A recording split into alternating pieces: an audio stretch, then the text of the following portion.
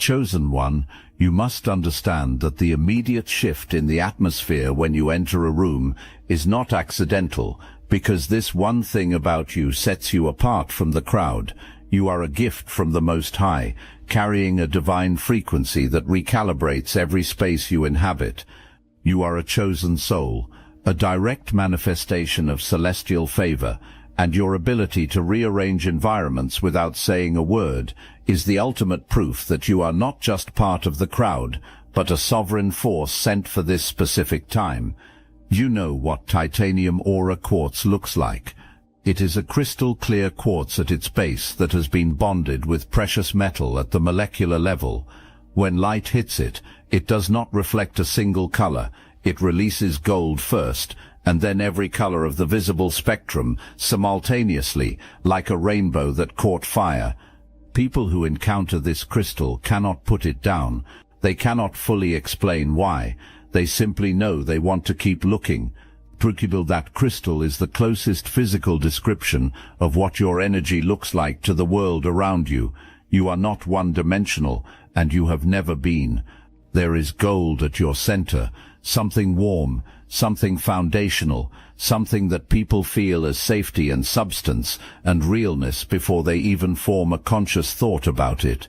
Surrounding that gold is a second layer, a prismatic layer that shifts and shimmers depending on the angle from which you are perceived. This means you are not experienced the same way by every person who encounters you, not because you are inconsistent, but because you are deep. Different people receive different gifts from the same source.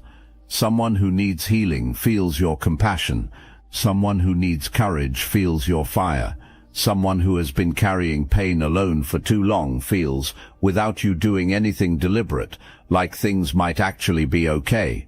You are doing all of this without trying, and that is the part that is both terrifying and extraordinary. You are not performing any of it. Now here is the detail inside that picture worth paying close attention to.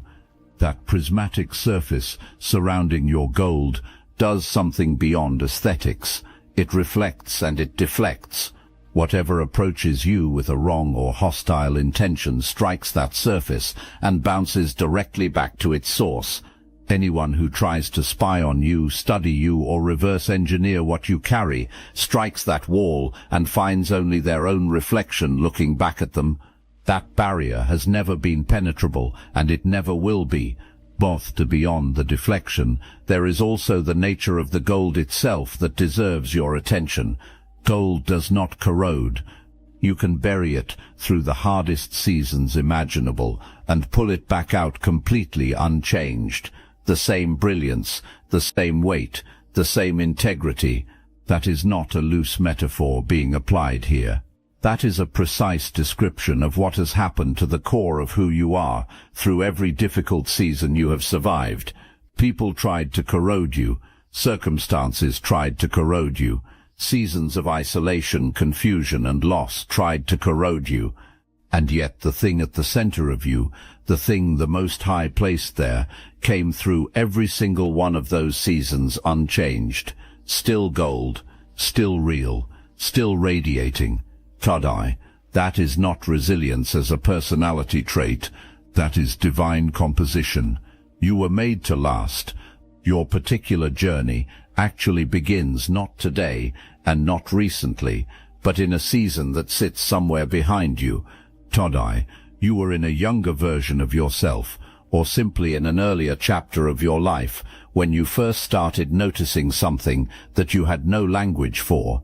You noticed that when you were present, the energy of whatever space you occupied changed, not dramatically, not with any announcement, but unmistakably. People straightened up, people opened up, people got quiet in a way that felt like genuine listening, even before you had said anything worth listening to. Conversations in your company went deeper than conversations outside of it, and people held on to what you said long after you had forgotten saying it.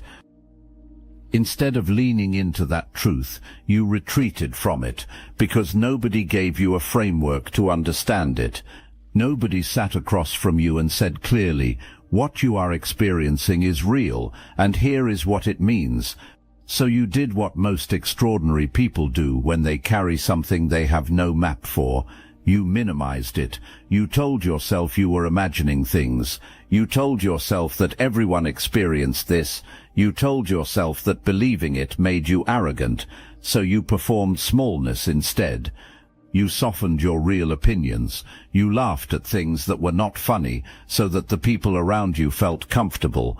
You let conversations stay at the surface, because depth unsettled people, and you did not want to unsettle anyone. Humility is not a flaw, but you confused humility with invisibility, and those two things are not the same at all. Humility says, I know what I carry, and I hold it with care and gratitude. Invisibility says, I will pretend I do not carry it, so that no one is made to feel uncomfortable. You chose invisibility for a long season, and the weight of that choice is the particular kind of exhaustion that has followed you, not the exhaustion of working hard, but the exhaustion of containment, of pressing down constantly on something that was designed to expand, of pouring energy into keeping a lid on something that the Most High never intended to be contained. Here is the first real turn in everything I am telling you today. The weight you have been carrying was never because the gift was too heavy. It was because you were carrying it wrong. You were carrying it like a shameful secret. It was always meant to be carried like a crown. And here is what I also need you to hear about that entire season of hiding. It did not go unnoticed. Every moment you swallowed something brilliant to keep someone else comfortable, the Most High recorded it. Every time you dimmed yourself so that someone carrying far less light could feel less exposed, he saw it. Every time you influenced outcomes without credit and poured into people without acknowledgement, he registered every drop of it, not to punish you for the self-erasure, but because the account of what you gave quietly, what you poured out without anyone repaying, that account holds a balance. Balances of that kind do not sit indefinitely. What you sowed in hiddenness, you are about to reap in full visibility. What you gave without acknowledgement is returning with abundance attached. Toggle, the Most High does not forget what you did when nobody was watching. While you were occupied with making yourself smaller, something significant was unfolding in the world around you. Other people were noticing what you were working so hard to hide from yourself, and not all of them were on your side. There is someone, and you already sense who this is, even if you do not want to name it right now, who has been observing you with precision and intent for longer than you realize. This person picked up your signal with clarity, and from the very beginning, what this person felt in response to your presence was not admiration. It was threat assessment. You were studied. Every move was watched. Every relationship was monitored. Every pattern was catalogued, not out of care or genuine curiosity, but because information, to someone operating this way, functions as leverage. This person positioned themselves close enough to observe how you operate, and when the connections began forming around you, when it became clear that people elevated simply by existing near you, a deliberate decision was made. If this person could not have what you carry, then you would not be permitted to fully deploy it. A word was dropped in the right ear here. A half-truth was placed carefully there. Doubt was planted in soil that someone needed to keep unproductive. And here is the part that will land the hardest. Some of what you experienced as your own self-doubt over those seasons was not entirely self-generated. Some of it was seeded externally, by someone who required your uncertainty in order to maintain their own sense of security. This is not a frame of victimhood. This is a clear-eyed assessment of the landscape you have been operating in. You need to see it accurately so you can stop blaming yourself for what was never fully your own doing. Now, here is what I need you to sit with.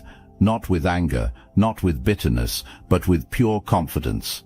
The fact that someone invested that level of sustained strategic attention in keeping you small is itself the loudest possible testimony to what you carry. Nobody dedicates that kind of energy to monitoring and suppressing something ordinary. Mediocrity does not attract coordinated opposition. Only something genuinely powerful draws that level of response. The scale of the effort made against you confirms the scale of your gift. You've probably noticed a lot of Chosen One channels on YouTube have stopped publishing, videos pulled, voices silenced. The mainstream media is cracking down on us, but we will not give up our voice. Bullets. That's exactly why I'm putting you on to something real. Destiny Engine. I built this because I was done watching Chosen Ones get dragged through betrayal, isolation and attacks, while their enemies strutted around unchecked. I want to help you accelerate the speed of your divine justice and step fully into your purpose. And the beauty of it, you don't even have to lift a finger. Destiny Engine takes their downfall and flips it into your rise. This isn't another meditation app. It's declassified consciousness technology, the same mind programming tools your enemies once used to install fear, competition and scarcity, re-engineered to restore your sovereignty and align you with the cooperative, upgraded operating framework. It generates personalized sequences mapped to your divine purpose. The hardest thing you'll do is put on headphones, press play, and watch your enemies keep digging their own grave. Android. Join Destiny Engine to support your favorite channels and use it for your own rise. It's a 360 win. Start your Destiny Engine for $7 today and turn everything they did to break you into fuel for your rise. Link in the description. We once a day off. Something started changing inside you and you probably felt it before you could name it. Things that used to get in no longer got in. Chaos that used to seep through the walls of your composure started bouncing off. Energy that used to settle into your body and sit there heavily, borrowed weight that was never yours to begin with, started returning to its origin without ever reaching what was real in you. The change was not dramatic. There was no announcement. It felt quieter than any threshold crossing you could point to. It felt like something internal finished constructing itself and locked into place, like a door sealed from the inside, like a foundation that had finally set and would not shift again. You started noticing that what used to drain you had lost its effectiveness. Words that once landed with weight and stayed for long stretches arrived and departed without taking anything with them. Situations that once destabilized your entire sense of self began delivering themselves to you as information rather than catastrophe. The emotional turbulence that certain people tried to sweep you into began registering as background noise rather than as a crisis demanding your full attention and response. This is not coldness. This is sovereignty. There is a critical difference between the two worth naming clearly. A cold person is disconnected from feeling. A sovereign person is discerning about which feelings belong to them and which were handed to them by someone else's chaos. You did not stop feeling deeply. You stopped being at the mercy of every feeling that arrived from an external source. Here is what was happening at the same time on the side you could not see. The people who needed you confused were watching this internal shift occur and beginning to panic. A chosen one who is uncertain is something that can be managed and directed. A chosen one who has found solid footing is an entirely different situation. So the opposition got louder, it attempted new angles, it recruited from the edges of your life to create interference from multiple directions. People do not increase their effort against something that is failing. Reinforcements are only called when the original approach did not produce the intended result. The louder and more aggressive the opposition became, the more precisely it was confirming that your defense was holding, that your peace was genuine, and that something significant was approaching, something that required this much interference to attempt to delay. The Most High was beginning to arrange the elements of your next chapter. You could feel it in the way unexpected openings started appearing, a door you had not knocked on, a connection you had not pursued, a conversation that redirected something important without you engineering any of it. Do not dismiss these as coincidence. Divine arrangements do not feel like luck. They feel like something that was always supposed to happen, like arriving somewhere and recognizing the place before you have ever been there. While opposition was escalating in one direction, something entirely different was happening in another. People operating at the right frequency were finding you, not loudly, not with announcements, the way a river finds the sea, without hurry, without drama, as though the arrival was always inevitable from the beginning. These are not people drawn to you by need. Need says, you have something, and I want access to it. What you are now attracting is recognition. Recognition says, what you carry and what I carry respond to each other, and in the same space both of us become more than we were separately. These are people who want to build with you, not extract from you. People who want to sit across from you and engage your perspective because your way of seeing produces something in their thinking that they cannot access alone. People who want to create things with you that neither could create in isolation. People who are genuinely elevated by proximity to what you carry, not because you are performing anything, but because your frequency produces that effect as a natural consequence of what it is. You may have already crossed paths with some of them. You may have felt the pull and then pulled back from it, because second-guessing good things has become a reflex after long seasons of disappointment. Or you may be about to encounter them. What matters is this: these are not random arrivals. Every one of them is assigned. Each arrives carrying a specific contribution, a skill, a resource, a perspective, a particular key that fits precisely into something you cannot complete alone. The design of what is being assembled around you is intentional. Every piece has a particular shape, and your piece is not interchangeable with anyone else's. Nobody else unlocks what you unlock in the full picture. That is not arrogance speaking. That is divine architecture, operating exactly as it was designed to. Before we arrive at what is converging for you, there is something inside your gift that deserves its own full moment of attention, something that has been protecting and guiding you all along, even in the seasons when you dismissed it as paranoia or attributed it to coincidence. You have a knowing that runs beneath the reach of logic. Not you, then. You have entered a situation, a space, a conversation, a relationship, a partnership, and known something was wrong before a single visible piece of evidence confirmed it, not thought it, not suspected it, known it, in the body, in the thing that sits just beneath the sternum and contracts when something in the environment is off. You felt the manipulation before it fully revealed itself. You felt the betrayal before it happened. You felt the ending of something before anyone made any announcement about it. Was to act. Sometimes you honored that knowing, and it protected you in ways you will never be able to fully calculate, because you do not know what would have unfolded if you had ignored it. But other times you overrode it. You told yourself you were being unreasonable. You extended benefit of the doubt to someone who had not earned that level of trust. And you paid a real cost for overriding that internal guidance every single time without exception. Here is what you need to carry forward as operational truth. That inner knowing has a higher accuracy rate than your conscious analysis. It is not a feeling to explain away or manage into silence. It is a sophisticated system, calibrated precisely for someone navigating spaces where the stakes are real and where ordinary awareness is simply not sufficient.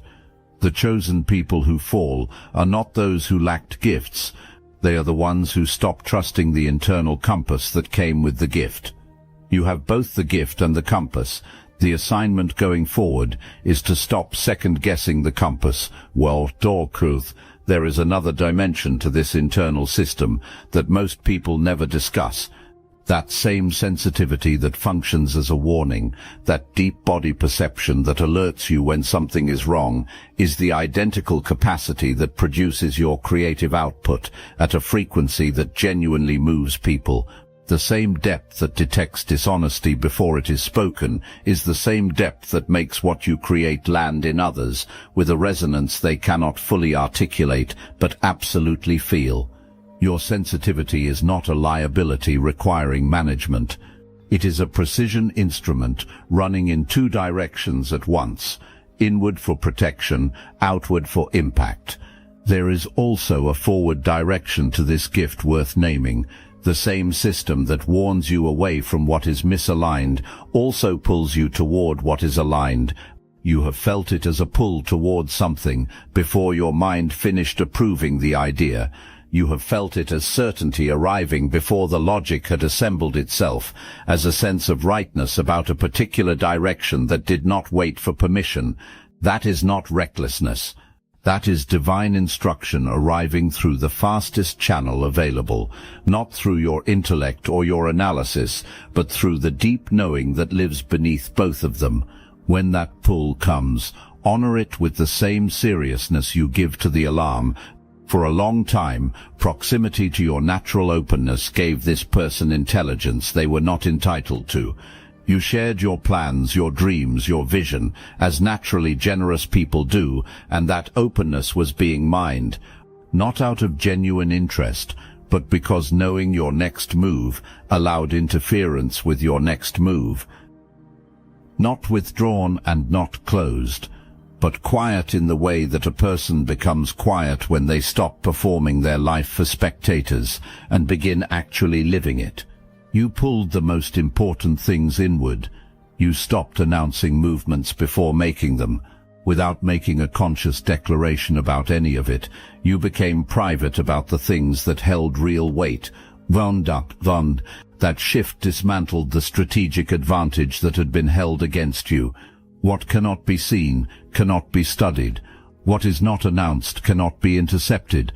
And a connection forming in silence cannot be sabotaged before it solidifies. The opposition felt this withdrawal of access, the escalation that followed, the louder interference, the new angles, the reinforcements pulled from the edges of your life. All of that is the behavior of an approach that has run out of accurate information. Precision requires intelligence, and when the intelligence stops flowing, precision becomes noise. Noise is uncomfortable, but it is far less dangerous than what came before it. Campbell, the influence this person held over your self-perception required your uncertainty to function. The moment you carry yourself with the settled authority of someone who knows what they carry and who assigned it, that influence dissolves completely. Sovereignty cannot be steered. A chosen one who is clear about their assignment is not a manageable target. You are becoming that person, and the grip that once held you is already releasing. And every time something designed to diminish you fails to diminish you, something real is deposited into your foundation. Not confidence in the ordinary sense, but something deeper than confidence, the bone-level knowledge of someone who has been tested repeatedly and has watched the Most High show up every single time. That knowledge changes how you walk forward. It changes how you negotiate. It changes how you respond when things feel uncertain, because even in uncertainty, you know what you know, and what you know is that He has never once allowed the thing He placed in you to be extinguished. Hondu Intol, here is what is on the other side of everything you have walked through. It is not a life without challenge. Do not accept that version from anyone. Challenge is not the opposite of destiny. Challenge is the terrain that destiny moves through. But what is coming for you is a completely different relationship with challenge. Where difficulty once arrived feeling like evidence that you were failing, it is going to begin arriving as confirmation that you are genuinely in motion. Things only get complicated for people who are actually going somewhere. What is coming is recognition, not from every direction, because you have never needed it from every direction, and you do not need it now. Recognition is coming from the right people, the ones who have been watching quietly, waiting to confirm that what they sensed from you was as real as it seemed. As you step more fully into what you carry, that question answers itself without you having to argue a single case. You will not need to announce yourself. Genuine influence that originates from a real frequency does not require a campaign. It compounds through the natural law of what it actually is. What is coming is a connection, something that is not a repetition of any previous pattern and carries none of the texture of what has diminished you before.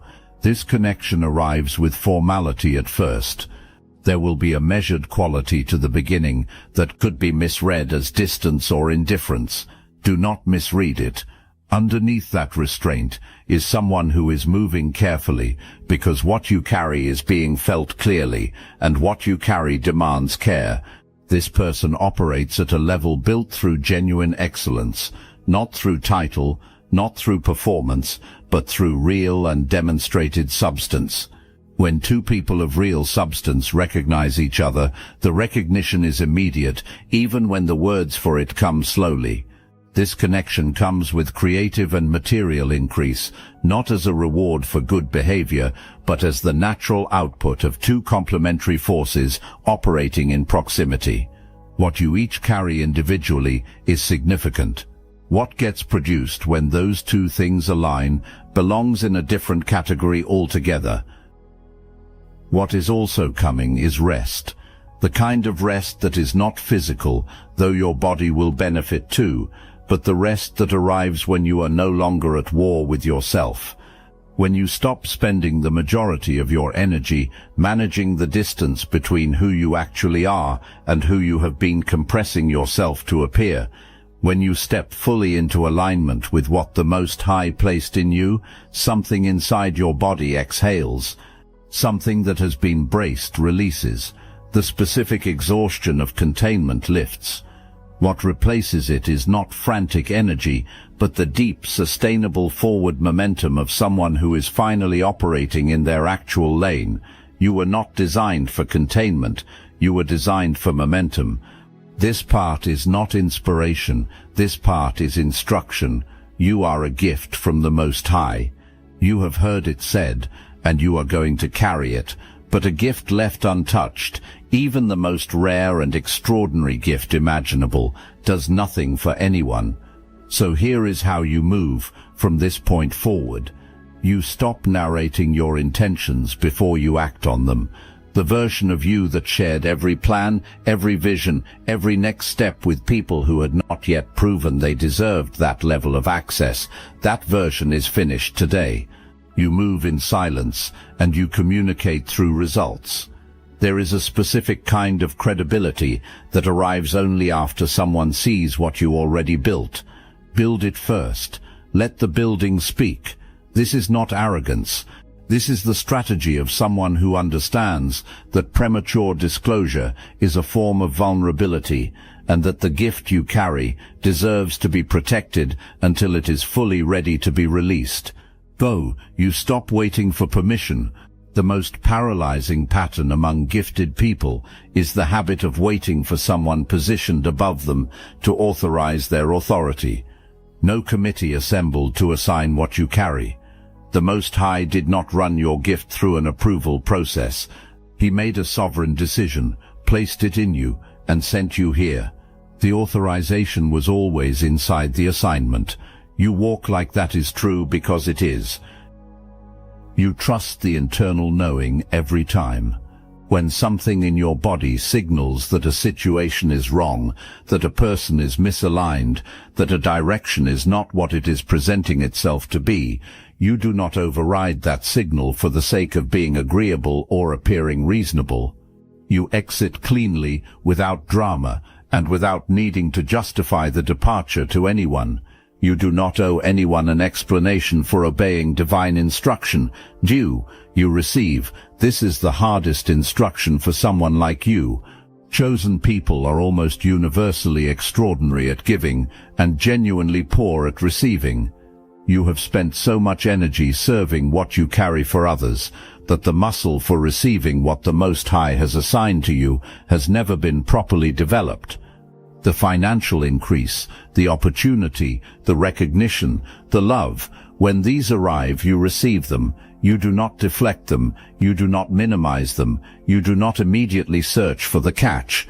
You receive them as precisely what they are, the return on an investment of character, faithfulness, and resilience that has been accumulating far longer than you know. The Wandultul, you protect your frequency. You are not a utility. Your presence is not something owed to every space that requests it. Discernment about which environments you enter, which relationships you sustain, and which invitations you accept is not exclusivity for its own sake. It is the maintenance of something irreplaceable. A chosen person who distributes their presence recklessly across every space that wants it will arrive depleted at the spaces that actually need them. You are the one who shifts the energy of a space, but you are the one who gets to choose which spaces receive that gift. You also choose your pace deliberately. When everything begins aligning at once, there is pressure, both internal and external, to accelerate, to capitalize on everything simultaneously, to sprint toward every opening before it closes. Resist that pressure. The Most High did not build your gift in haste and did not design your purpose to be rushed. The movements with lasting impact are not the fastest ones. They are the most intentional ones. You can be decisive and measured at the same time. You can be bold and careful at the same time. Sustainability is the true indicator of alignment, not speed. Bring all of yourself to every move you make, because half of you moving fast will always produce less than all of you moving with full intention. There is something worth naming directly, because it ties together everything that has been said. That Haundaiti. The one thing that sets you apart from every crowd you have ever walked through is not a skill, it is not an achievement, it is not a credential, it is not something you earned through discipline, though your discipline has certainly developed it. It is not something you built through willpower, though your resilience has absolutely shaped it. It is the frequency of who you are at the level where who you are was decided before your first choice, before your first breath, before you had any say in the matter at all. The Most High reached into the vast spectrum of what is possible in a human being and calibrated you at a particular setting. A setting that produces warmth and depth, and creative force, and intuitive precision, and the specific quality of presence that makes the people around you better at being themselves, without any of them being able to explain exactly why. That setting is yours permanently. Nobody can reassign it. Nobody can replicate it. Nobody can turn it off, no matter how long or hard anyone tries. And the reason certain people spend enormous energy attempting to dim it is because it is, to them, the most disorienting and threatening thing they have ever encountered, which is, incidentally, the loudest possible confirmation that it is extraordinary. You have moved through your entire life to this point with this thing operating inside you. In the seasons when you were broken, it was still there. In the seasons when you doubted everything, it was still there. In the periods when someone worked strategically to convince you that you were ordinary, it was still there, radiating from you, even as you tried to suppress it, affecting every environment you moved through, even while you argued against your own significance. It has never needed your belief to function, but it expands when you align with it. It reaches further when you stop apologizing for it. It produces more when you stop containing it. The Most High did not place something this rare inside a person who was meant to live a small life. He placed it in you because what he is building requires a carrier of this particular frequency, and you are the only one calibrated for the exact role that is now waiting for you. The modes. We opened with a signal. A frequency that entered a space before you did. An atmospheric shift that nobody standing there could explain. A turning of heads without a cause that anyone could name. The announcement of your presence arriving before you made any announcement of your own. That was not the description of something that happens to you. That was the description of what you are. You are. Remember the very first line. Something is off and it is not with you. That is where most chosen people live, in a chronic sense of misalignment with everything around them, a persistent feeling that the frequency of their environment does not match the frequency of who they actually are, and most spend significant energy trying to adjust themselves to close that gap. But that was never the assignment. Dorfeo, you do not adjust to the environment adjusts to you. That is what it means to carry what you carry. Light does not negotiate with what surrounds it. It simply illuminates. And everything in range either responds by becoming something new, or it reveals its true nature clearly enough that you know exactly how to proceed.